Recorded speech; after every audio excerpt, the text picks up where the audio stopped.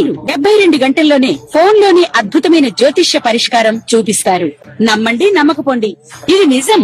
శ్మశాన కాళి రుద్ర చౌడీదేవి ఆరాధకులు నంబర్ 1 వశీకరణ స్పెషలిస్ట్. గురూజీ మనిషి పుట్టుక నుండి చనిపోయే వరకు వచ్చే అన్ని క్లిష్టమైన సమస్యలకు పరిష్కారం ఇక్కడ లభిస్తుంది. విద్య, ఉద్యోగం, వ్యవహారం, స్త్రీ ప్రేమ, పెళ్లి, సంతానం, స్త్రీ పురుష వశీకరణం, భూవశం, భార్యాభర్తల కలహాలు, కోర్టు సమస్యలు, విడాకుల సమస్యలు, చేతబడి, అప్పుల బాధ, ఇంకా మీకు ఎలాంటి సమస్యలు ఉన్నా 72 గంటల్లోనే 2026వ సంవత్సరం మే నెల మిథున రాశి వారికి గ్రహ ఫలితాలు.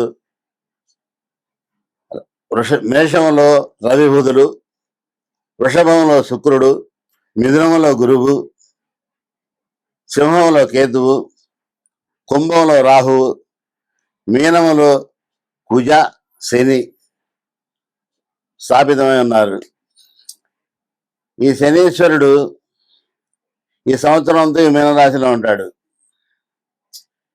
ఇంకా వచ్చే సంవత్సరం మేష రాశిలోకి వస్తారు. ఈ మిథున రాశికి చెందిన వారు కాకి 3-4 పాదాలు మృగశిర నక్షత్రం, కూక్కం కచ్చ అర్ధ నక్షత్రం, కేకో హా పునర్వసు నక్షత్రం, మృగశిర, ఆర్ద్ర, పునర్వసు ఈ 3 నక్షత్రాలకు సంబంధించిన వారు. ఈ మిథున రాశికి అధిపతి బుధుడు.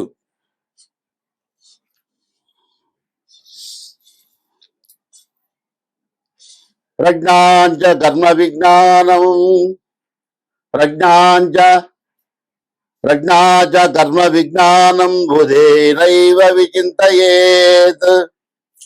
ఈ బుధుడు వ్యాపారాభివృద్ధియు, ధనాగమము, సుఖ సంతోషాలు, సుఖాలు, సుజన మిత్ర సహవాసము,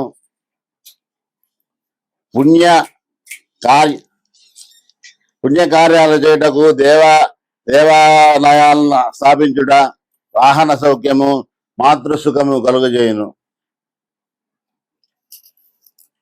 ఈ శనైశ్వరం వల్ల మనం శాంతి పొందడానికి ప్రతి శనివారం శనీశ్వరుని పూజించి తైలాభిషేకం చేయించుకొని ఆయన దీవెనలు పొందాలని, సుఖశాంతులతో వర్ధిల్లాలని కోరుకుంటూ స్వస్తి. పరాభవనామ సంవత్సర చైత్ర శుద్ధ ఉగాది, శ్రీరామనవమి పండుగలు మనం ఎంతో ఆనందంగా చేసుకున్నాం. సుఖ సంతోషాలతో అభివృద్ధిగా ఉండాలని కోరుకుంటున్నాం. కానీ కొన్ని గ్రహాలు మనకు అనుకూలంగా లేనప్పుడు చాలా బాధలు వస్తాయి.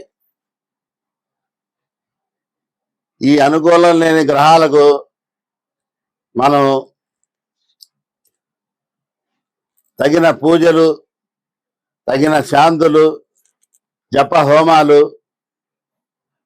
పండితులతో మనం చేపించుకొని సుఖశాంతులతో వర్ధిల్లాలని కోరుకుంటున్నాం.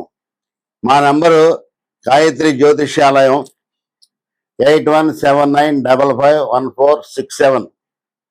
ఈ నెంబర్కు సంప్రదించి మీ డేట్ ఆఫ్ బర్త్ కానీ అది లేని ఎడల హస్త సాముద్రికంతో కానీ తగిన పారితోషికం తీసుకొని మీకు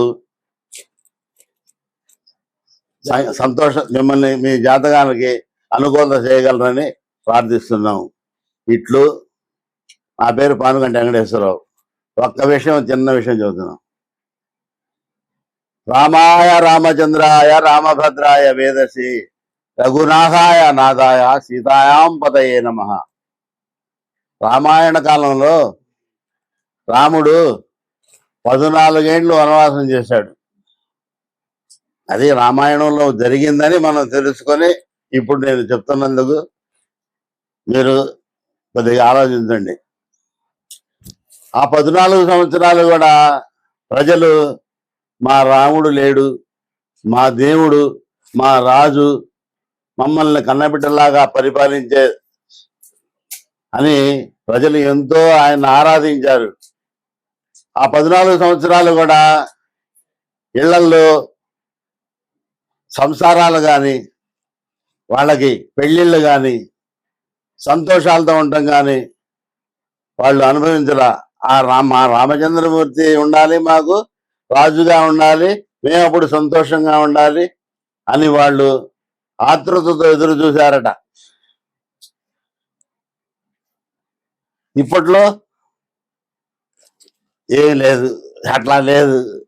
మరి మనం కూడా ఆ రోజు రామ రాజ్యంలో జనులు ఎట్లా ఉన్నారో, రాజు కోసం, ఒక దేవుడు కోసం, దేవుడైనా కానీ రాముడే దేవుడు, కానీ అప్పుడు దేవుడు అనుకోలే, ఆయన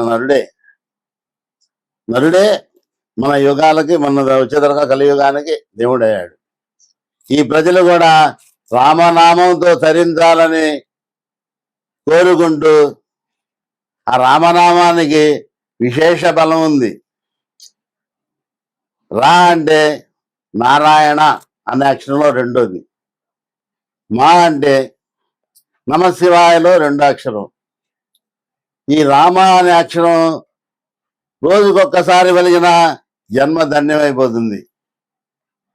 ఇద్దరిని సేవించినంత ఫలితం. రామ, అటు విష్ణువు ఇటు ఈశ్వరుడు, భేదం లేదు. ప్రతి ప్రాణి, ప్రతి మానవుడు ఈ మంత్రాన్ని జపించి తరించాలని కోరుకుంటూ, స్వస్తి. లోకా సమస్తా సుఖినో భవంతు. ఓం శాంతి శాంతి శాంతి. సర్వే జనా సుఖినో భవంతు.